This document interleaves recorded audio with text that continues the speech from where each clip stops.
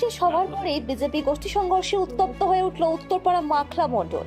অভিযোগ, দিলীপ ঘোষের সভা থেকে বেরিয়ে এসে মাখলা মণ্ডল অফিসের ভেতরে মণ্ডল সভাপতি গৌতম মাঝির উপর চড়াও হয় বিজেপির হুগলি শ্রীরামপুর সাংগঠনিক জেলা সভাপতি সুমন ঘোষের অনুগামী বলে পরিচিত বুদ্ধদেব রায়চৌধুরী, অশোক রুদ্র, পার্থ দাস, সুভাষিস ঘোষ, জয়রং, বিনোদ পাসওয়ান, বিনোদ সাউ, প্রতাপ কুণ্ডু সহ আরও বেশ কয়েকজন।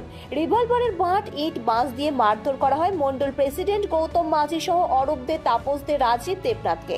মারধর করে আহত বিজেপি নেতা কর্মীরা উত্তরপাড়া স্টেট জেনারেল হাসপাতালে প্রাথমিক চিকিৎসা করিয়ে উত্তরপাড়া থানায় অভিযোগ দায়ের করেন।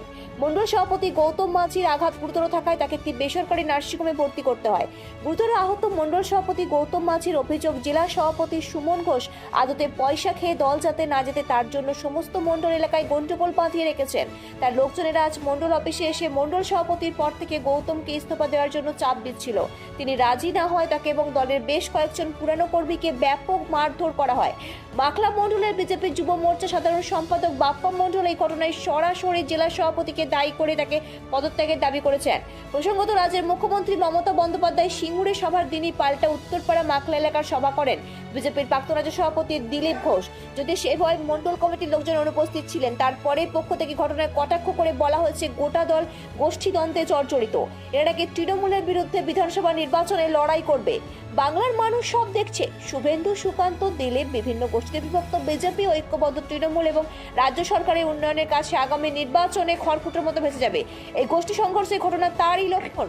যদি এই ঘটনায় এখনো পর্যন্ত বিজেপি শ্রীরামপুর সাংগঠনিক জেলা সভাপতি সুমন ঘোষের কোনো বক্তব্য পাওয়া যায়নি। ব্যুরো রিপোর্ট, আমার বাংলা নিউজ। ঘটেছিল দাদা আজকে সন্ধ্যেবেলা মন্ডল আমাদের বিজেপি মন্ডল অফিসে আমাদের প্রেসিডেন্ট গৌতম মাঝি ও রাজীব দেবনাথ দুজনে বসেছিল।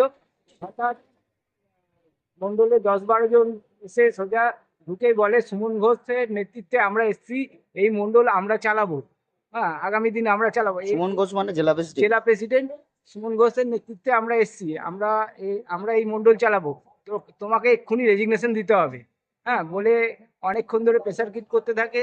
তারপর কথা কাটাকাটি শুরু হওয়ার পরে বুদ্ধদেব রায়চৌধুরী নামে ছেলেটি মেশিন বার করে, হ্যাঁ মেশিন বার করে বন্দুক বার করে গৌতম মাঝিকে ধরে। গৌতম মাঝিকে বলে, তুমি মাঝি মানে আপনাদের মন্ডল প্রেসিডেন্ট, আমাদের মন্ডল প্রেসিডেন্টকে ধরে। মন্ডল প্রেসিডেন্ট বলে, না আমি কোনোভাবে সই করব না।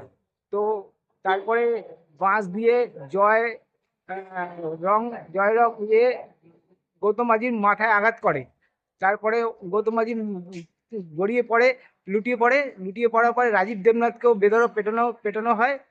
ওর সঙ্গে অরূপ দা বলে আরেকজন ভদ্রলোক ছিল, ওনাকেও খুব মারধর করা হয়েছে। হ্যাঁ, আর প্রত্যেকটা মণ্ডলে এই জেলা প্রেসিডেন্ট সুমন ঘোষ আসার পর থেকে হ্যাঁ গোষ্ঠীদ্বন্দ্ব লাগিয়ে রেখেছে। হ্যাঁ, আজকে যে ঘটনা ঘটেছে, হ্যাঁ গৌতম মাঝি হয়তো মার্ডার হয়ে যেত, আমরা ঠিক সময় না এসে পৌঁছালে। দিলীপ ঘোষ তো আপনাদের মন্ডলেই আজ মিটিং করতে এসেছিলেন। মিটিং করতে এসছে, কিন্তু আমরা মন্ডলদের তরফ থেকে কোনো রকম ভাবে খবর আমরা পাইনি। আমাদেরকে কোনো রকম ভাবে আপনাদের বাদ দিয়ে মিটিং হয়েছে? একদম আমাদের কোনো রকম ভাবে সেই মিটিং এর পরেই হামলা? একদম সেই মিটিং এর পরেই হামলা হয়েছে, সন্ধ্যে 7টা নাগাদ।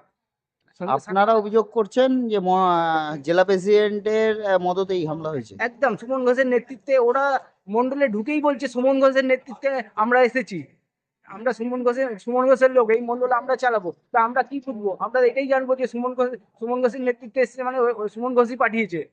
হ্যাঁ, এখন যাদের মারধর করা হয়েছে তারা কেমন আছে?